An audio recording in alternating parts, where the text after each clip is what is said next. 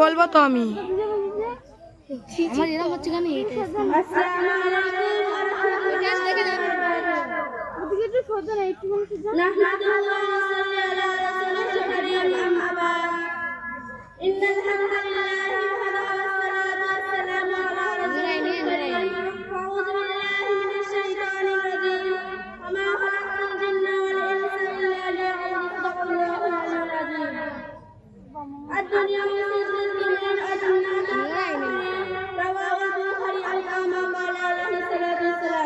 শুরু করছে সেই মহান রব্বুল আলামিনের দরবারে সমস্ত প্রশংসা সেই মহান রব্বুল আলামিনের জন্য, যিনি মহান গরিয়ান সর্বশক্তিমান দাতা এবং দয়ার ভান্ডার।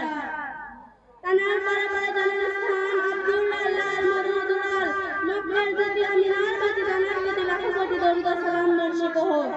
সম্মানিত শ্রোতা মণ্ডলী, আমার বক্তব্যের উদ্দেশ্য হলো আল্লাহ পাক মানব এবং জিন্দেগিকে কেন সৃষ্টি করেছেন। আল্লাহ পাক মানবগণ জিন্দেগিকে সৃষ্টি করেছেন তার উপাসনা আলোচনা করার জন্য। আর দুনিয়া সাজরুল মুমিন আজন্নাতুল কাফিরিন, দুনিয়া মুমিনের জন্য কয়েকখানা অর্থাৎ জেলখানা, কাফিরের জন্য পৃথিবী জান্নাত। সুতরাং পৃথিবীতে থাকতে হলে হাজারো সুখ শান্তি ছেড়ে দিয়ে আল্লাহর দেওয়া রাস্তায় পথ পরিচালনা করতে হবে।